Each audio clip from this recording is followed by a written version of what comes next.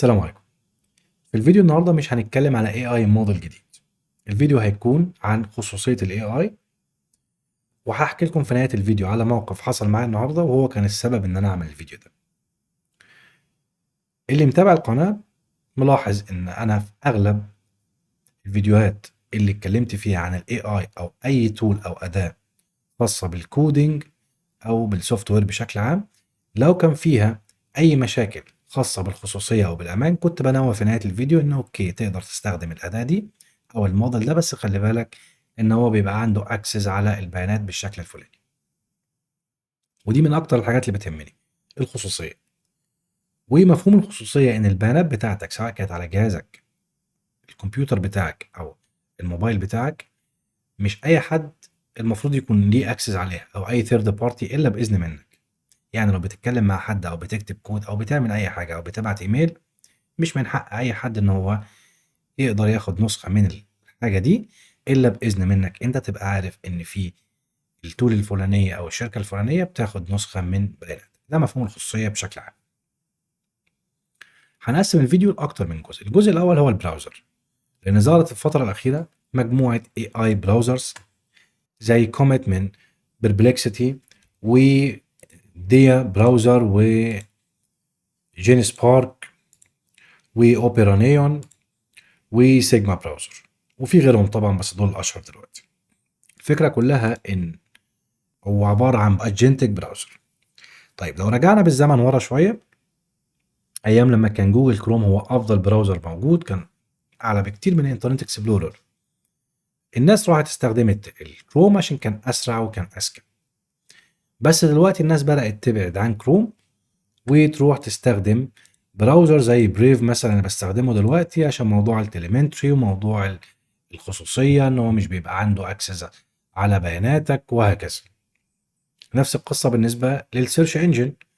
الناس بدأت تبعد عن جوجل، وكلامي مش عام، انا كلامي برضو على الناس المهتمة بالخصوصية. بدأت تبعد عن جوجل وتروح لسيرش انجن زي الدك دك جو او بريف سيرش عشان تحافظ على نفسها.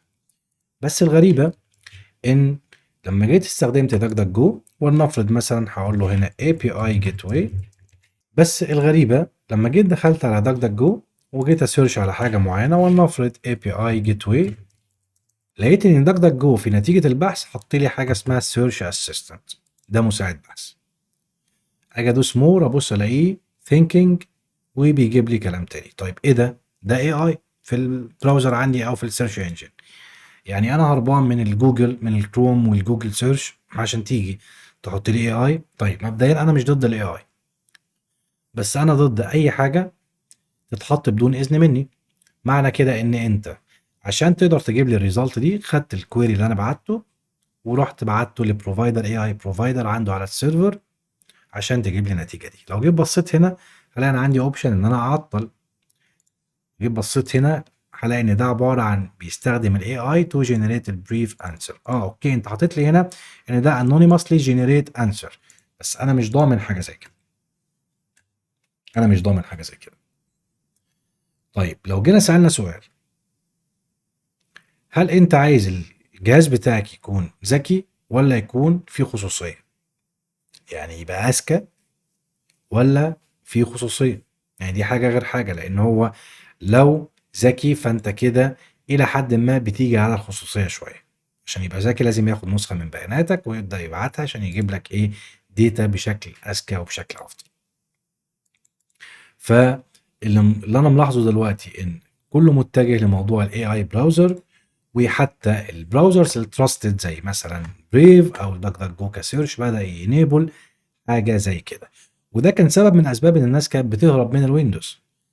ويندوز في اواخر ايامه بدا يخيب، بدا ينزل لك سيرش من طريق الاي اي انتجريتد وينزل لك تولز الناس ما بقتش محتاجاها. بدات تتضايق، طب انا عايز انزل اوبريتنج سيستم، ليه تحط لي ادوات كتير انا مش محتاجها؟ بدات تروح للينكس. ليه؟ لان لينكس فيه رايسنج وفي فول كاستمايزيشن، تقدر تتحكم في كل حاجه هي عايزاها، الادوات اللي عايزاها، في سيرش ولا لا، في تول ولا لا، وهكذا. بداوا يبعدوا عن ويندوز. خلينا نبص على حاجه تانية. شفت بوست لحد من فترة ان هو بيقول يا جماعة انا عندي في الشركة رافضين ان انا استعمل الاي اي، وقالوا ان الموضوع ممكن يوصل لرفض. ناس كتير ردت عليه قالت لا، ده احنا عندنا في الشركة بيشجعوا استخدام الاي اي، بل بالعكس بيجيبوا لنا سبسكريبشنز مدفوعه عشان نستخدم الاي اي. ففي شركات لغايه دلوقتي مش معترفه بالاي اي، لا هي اعترفت بالاي اي بس الاسباب معينه خاصه بالبوليسي بتاعت الشركه، او ان الكود سنسيتيف مش بتسمح ان انت تستخدم الاي اي. ونرجع تاني برضو، خلينا نركز على نقطه ثانيه، انا مش ضد الاي اي، بالعكس انا مع اي اداه جديده او اي تكنولوجيا جديده تساعدني في شغلي وتخليني اطور من نفسي او اطلع الشغل بنتيجه كويسه. انا بستخدم الاي اي وبدات استخدمه في الحاجات اللي اتكلمت عنها قبل كده، الحاجات البسيطه اللي انا عارف ان هو مش هياخد فيها وقت وهيديني نتيجه انا عايزها وهيطلعها بشكل اسرع مني. انما لما جيت جربته في ابلكيشنز كبيره، بيج سكيل ابلكيشن واركتكتشر ضخم، ما عرفش يعمل اي حاجه، بل بالعكس ضيع لي وقت. ولما بستخدمه مش برفع عليه نسخه الكود كلها، بل بالعكس انا بعتبره كانه سؤال واجابه. اساله سؤال، انا عايز فانكشن بتعمل كذا، او عايز باش سكريبت بيعمل كذا، او لو حابب اربط كذا بكذا اعمل ايه، وباخد النتيجه، بقرا النتيجه بتاعته الاول، بقرا الكود، بشوف الكود ده ممكن يشتغل ولا لا، وهكذا. انا مش برفع له نسخه من الكود، فانا مش ضد الاي اي، بل بالعكس انا معاه، بس احنا بنتكلم على حته الخصوصيه. فكده عطينا البراوزر، واتكلمنا على موضوع الشركات اللي بتدعم والشركات اللي ما بتدعمش. ولو بصينا تاني على موضوع البراوزر، رجعنا له ان دلوقتي برضو بقت البراوزر بيبقى ليها اكسس على ابلكيشنز معينه. يعني في ناس فرحانه ان البراوزر عنده امكانيه ان هو ياكسس الايميل بتاعك، ودي مشكله كبيره. ده في ناس بعدوا عن الجيميل والاوتلوك وبدات تروح لبروفايدرز مهتمه بموضوع الخصوصيه، زي مثلا بروتون ميل. ففي ناس ماشيه في طريق، وفي ناس ماشيه في طريق. في ناس مش فارق معانا جهازي يكون يعني كله مفتوح على بعضه، ده مسمع في ده وده مسمع في ده، ما عنديش اي مشكله. وفي ناس تقول لك لا خلي بالك، انا ممكن استخدم الاداه الجديده بس بليميتيشن معينه، او هخلي بالي من 1 2 3 4. انا واحد من الناس لما استخدم الاي اي مش شايف ان هو ملوش اي لازمه ان هو يكون عنده اكسس على الايميل بتاعي، او يبعت لي ايميل او ياخد نسخه منها او كده. لا بالعكس، انا اروح لبروتون ميل افضل. نفس القصه لو بعمل تشات مع حد او بكلم حد على تيمز، ما ينفعش الاي اي يبقى عنده نسخه من المحادثه دي، الكود لو شغال على بروجكت معين. ده رايي الشخصي لغايه دلوقتي. طيب، خلصنا البراوزر وخلصنا موضوع الاكسس بتاع الايميل والكلام ده كله. عملت سيرش سريع كده، قلت انا عايز اعرف الشركات اللي بتمنع استخدام الاي اي كودينج. رد عليا قال لي والله ده احنا خدنا بالنا ان شركه ابل منع الموظفين بتوعها ان هم يستخدموا تشات جي بي تي او مايكروسوفت وكوبايلوت، خايفين من الكونفيدنشال داتا ليكس. سامسونج نفس القصه، فيرجن نفس القصه، سبوتيفاي نفس القصه. وحط لي السورسز هنا لينك ل ارتكل كده مكتوب فيه 26 اغسطس 25، يعني انت بتتكلم من حوالي 5 ايام، لموضوع او ريستريكشنز لموضوع الاي اي، منها جوجل ميرشنت سنتر، وحاطط البوليسي بتاعتها الديسكلوجر ريكوايرد. يعني انت لو هتستعمل اي اي لازم تديسكلوز الحاجه دي، تقولها بستعمله في ايه. ميديم نوت الاود، عندك سي نت الاي اي الاود بس محتاجه هيومن فيريفيكيشن بعدها، وهكذا. جميل، دي الشركات كلها، سبوتيفاي، شركات كلها، وحاطط كل حاجه. لما بصيت على الحاجات دي لقيت ان هي برضو قديمه. يعني اوكي هو حاطط هنا تواريخ جديده، بس انت هنا عندك مثلا في ابريل 2024، احنا دلوقتي في 25 وداخلين في 26. دخلت قلت له والله انت ريبورت طلعته لي ده قديم، انا عايز حاجه جديده. قال لك اوكي لا ده في 25 بدأ الموضوع يكبر شويه، يعني خلينا ننزل كده. قال لك والله ده في سنه 25 بدأ الموضوع يكبر شويه، وحوالي 87% من شركات التك والبانكينج بدأوا يكبروا في استخدام الاي اي كودينج. تمام، فبرضه عشان للامانه ان الريبورت ده كان سنه 23، دلوقتي لا الشركات بدات تستعمله بشكل كبير. تمام، مع بعض التحفظات برضه على موضوع الكود والداتا بريتش والكلام ده كله. طيب ايه الموقف اللي حصل معايا النهارده وخلاني اعمل الفيديو؟ النهارده كنت شغال في بروجكت وفاتح الفيس كود، بكتب حاجات معينه، لوجيك معين، وكان في حد باعت لي على تيمز 4 جمل، والاربع جمل دول كانت جمل خاصه جدا، صعب ان حد يتنبأ بالجمل دي، وكانت كل جمله هتتحط في مكان معين في الكود، هما مش تحت بعض، مش باراجرافز تحت بعض. جميل، وبشفت بعمل سويتش ما بين التيمز وما بين الفيس كود، بشوف انا هكتب الكود ده وبعمل لوجيك وهكذا. اتفاجئت طبعا، كنت مفعل السونت 4، اتفاجئت ان الفيس كود بيجيب لي بريدكشن، بيقول لي عايز تحط هنا الجمله دي، وكتب لي نفس الجمله بالظبط اللي مكتوبه في الفيس كود. دوست تاب، كتبها لي. كتبت كود ونزلت البلوك تاني، فقال لي عايز تكتب الجمله التانيه هنا، دوست تاب وكملت لغايه ما خلصت ال4 جمل. لما خلصت انا عارف ان انا ما خدتش الجمل دي نسخ، ما نسختهاش من تيمز. تمام، خلصت وجيت قلت ايه، اروح اشوف تشات جي بي تي رايه ايه في اللي حصل ده، لان انا ما نسختش الجمل من تيمز. طب ازاي الفيس كود يعرف الجمل دي وهي صعب تخمينها؟ فبعت له قلت له والله يا عم تشات جي بي تي، حصل موقف كذا كذا كذا، ايه ده تفسيرك؟ قال لي طب تعالى ناخدها واحده واحده. الاي اسيستنت الفيس كود سونيت 4 في الاي اسيستنت، اول حاجه قال لي معظم الاسيستنت الاي اسيستنت زي سونيت او تشات جي بي تي بيبقوا متصلين بالاي دي. طب ما انا عارف حاجه زي كده، وبيحللوا مش بس الكود اللي انت بتكتبه، لكن احيانا بيقدروا يتنبؤوا بالسياق اللي حواليهم. طيب النقطه دي مش صح، لان هو ما كانش كونتكست، ما كانش بريدكشن، لان احنا قلنا ان ال4 جمل دول صعب جدا تخمينهم ومش مرتبطين ببعض، وما كانش فيه سياق نص ان هو يقدر يتوقع. جميل. طيب فبيقول لك هنا لو انت عندك نص موجود في نافذه تانية على نفس الجهاز زي تيمز مثلا، هنا الاي اي مش بيقرا محتوى الابلكيشن ده، مش بيقرا تيمز بشكل مباشر. وركزوا في الجمله دي لان انا جبته سكه واحده واحده، فعلت معاه لغايه ما فهمت هو بيمشي ازاي. تمام. لكن احيانا لو النص ظهر مؤخرا على الشاشه او تم تفاعلك مع النافذه، يعني لو فتحت التيمز وتفاعلت معاها وعملت لها اكتف، ممكن الاي اي يخمنه. طب هو هيخمنه ازاي وانا ما نسختوش ومفيش كونتكست في الكود؟ ممكن يخمنه بناء على سياق الكود. طيب ماشي. التخمين السياقي اللي هو الكونتكتشوال بريدكشن ده اللي احنا عارفينه كلنا، ان لو انا بعمل لوجيك معين او فانكشن معينه فبيبقى عارف ان ايه، بدات اكتب اول حاجه فيبقى عارف الفانكشن من اسمها هتعمل كذا، والكود اللي قبلها كذا، والكود اللي بعدها كذا. ده اللي موجود دلوقتي وبيشتغل الى حد ما بنسبه كبيره كويس، بس ما كانش فيه اي حاجه خاصه بكونتكست خالص، ما كانش فيه اي كونتكتشوال بريدكشن نهائيا. الكود كان صحراء، ما كانش في حاجه مربوطه ببعض خالص، وما كانش ينفع اصلا يتحط التكست ده في المكان ده هو محطوط سبيشال كيس، فصعب جدا تخمينه. وبرضه عشان اكون صريح معاكم السونت سريع وكل حاجه، بس مش بالذكاء ده، فما ينفعش حد لو جه بص على الكود يعرف ان هنا هتحط جمله. تمام. طيب فلكن الاي اي ممكن يكون بيعتمد على النص اللي كنت بتكتبه قبل كده في البيس كود، ده ما حصلش. الانماط اللي بيكتشفها في الكود زي مثلا لو في باراجراف، ده ما حصلش. العبارات الشائعه او النمط اللي بيتبع الاي اي في كتابه نصوص بالانجليزيه، ده ما حصلش. بمعنى تاني، هو ما كانش شايف تيمز، لكنه كان بيخمن انك عايز تدخل جمل نصيه جوه الباراجراف. طيب سيبك من دي عشان دي مش جايه معايا ومش ده اللي حصل. تالت حاجه ودي المهمه جدا، كليب بورد هيستوري او كليب بورد. كليب بورد دي لو انا عملت نسخ، كليب بورد هيستوري لو حطيت نسخ بيتحط في الهيستوري. جينا قال لك ايه، بعض انظمه التشغيل والاي دي ايز بتحتفظ مؤقتا بالكليب بورد هيستوري حتى لو انت ما عملتش كوبي بشكل رسمي. يعني لو انا ما عملتش سيلكت للتكست في تيمز وعملت له كليك يمين نسخ، برضه هيبقى في نسخه. قال لك الله، طيب لو في نسخه، النسخه دي فين؟ على الجهاز اي حد يقدر ياكسسها ولا على تيمز بس؟ لكن لو انت متاكد انك ما عملتش نسخ يبقى الاحتمال الاقوى هو تخمين. طيب اللي بعده قال لك switching between apps. مجرد ما بتعمل سويتش بين التطبيقات، يعني انا فاتح فيس كود دلوقتي رحت ايه حولت على ايه تيمز، قال لك ممكن يلاحظ تغيير الويندو فوكس ان انت فتحت تيمز. فبعض الاي اي اسيستنت بيستفيدوا من الاحداث دي لتعديل اقتراحاتهم على اساس الاحتمال الاكثر منطقيه للنص اللي هيتكتب. طب ازاي؟ معنى كده ان هو بياخد سناب شوت من السكرين بتاعتي؟ مش عارفين. الخلاصه قال لك ان الاي اي ما كانش عارف النص اللي موجود في تيمز، لكنه بيعتمد على سياق الكود او الباترن، وده خلاه بيقترح النص بطريقه شبه صحيحه. تجربه مش غريبه جدا بالنسبه للاي اي بريدكشن المتقدمه، لكنها بتبان كانها عرفت النص بدون ما تاخده من كليب بورد.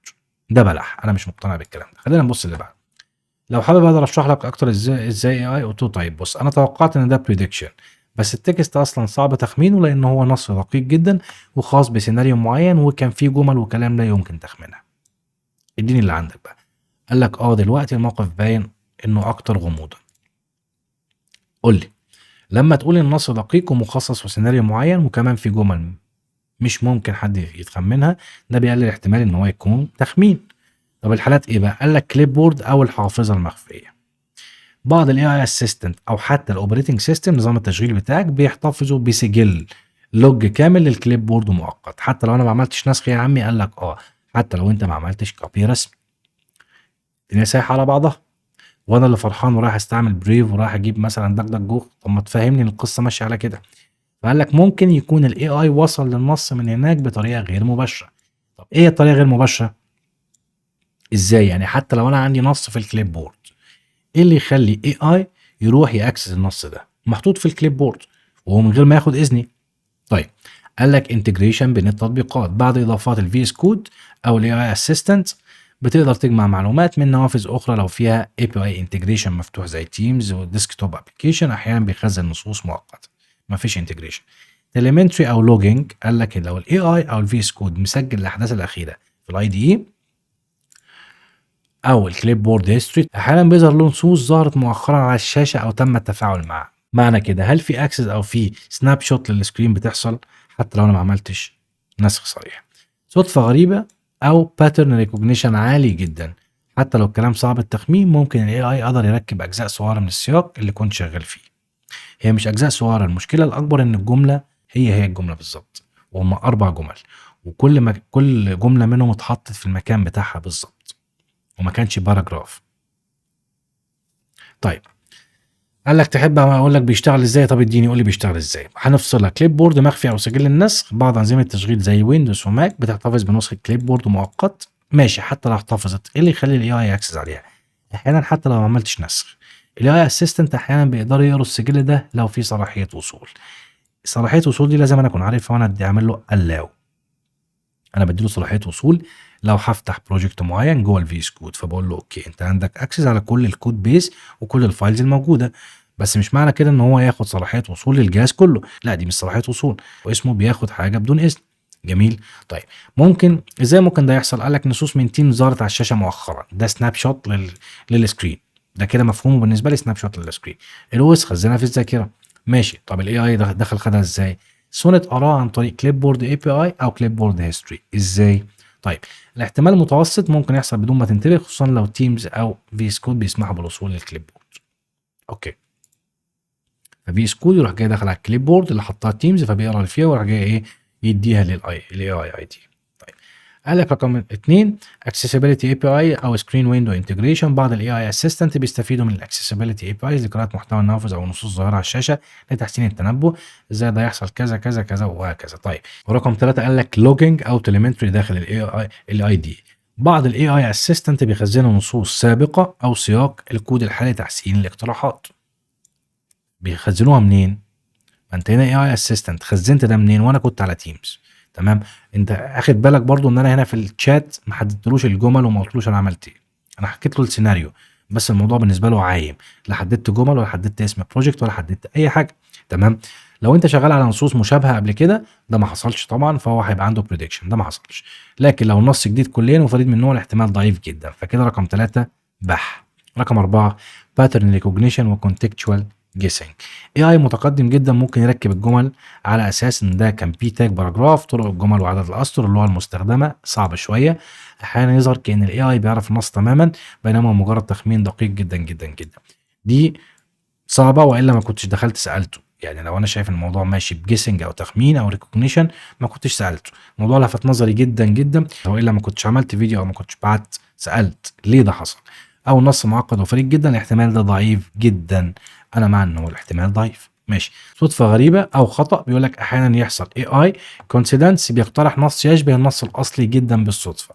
هو كانوا 4 نصوص وفي اماكن مختلفه وما ينفعش يتحطوا هنا، وده نادر جدا لكنه ممكن. اوكي، خصوصا لو النص قصير او نمط الجمل مألوف. الخلاصه اعلى احتمال هو كليب بورد هيستوري او بعض المعلومات المؤقته في الذاكره. احتمال اقل تخمين. احتمال نادر الوصول غير المقصود للنص من تيمز عبر اكسبيليتي او انتجريشن. تمام. طيب معناه اني نسخت. هل كليب بورد هيستوري معناه اني نسخت النص؟ ما انا برضو بغلس عليه عشان افهم. قال لك لا مش بالضروره انك نسخته. الكليب بورد هيستوري يعني ان النظام او الابلكيشنز او بعض الابلكيشن بما فيها بعض الاي اي اسيستنت ممكن تحتفظ بنصوص ظهرت مؤخرا على جهازك. يعني لو انا جيت فتحت تاب كده ورجعت فمعنى كده ان هو اخد نسخه، ده وارد، اخد سناب شوت وقرا التكست اللي موجود او تم الوصول ليها بطريقه ما الله اعلى واعلم بيها طبعا، حتى لو ما كنتش عملت كوبي او نسخ بشكل هدفي. امثله زي الويندوز 10 11 في ميزه الكذا وهكذا وبتاع. طيب انا كده خلصت معاه وانا مش فاهم ايه اللي حصل وقلت اعمل الفيديو ده كدردشة ونتكلم بشكل عام على الخصوصية والموقف اللي حصل معايا. هستنى رأيكم في التعليقات لو حد حصل معاه موقف مشابه او اي حاجة غريبة من الاي اي. بكده نبقى وصلنا لنهاية الفيديو، ونشوفكم فيديو تاني ان شاء الله.